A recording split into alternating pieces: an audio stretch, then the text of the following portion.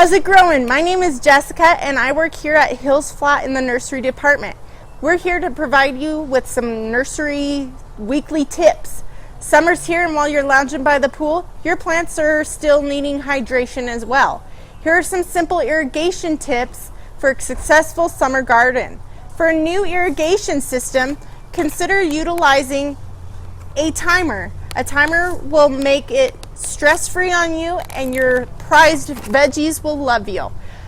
For existing garden and you already have an irrigation in place, feel free to do some routine maintenance. Check your timers with batteries and washers so that they don't leak. For any clogged emitters, soak them in some vinegar or replace them. So enjoy more time by the pool this summer by using our tips, or leave it till next time. This is Jessica in the Garden Center. Garden out.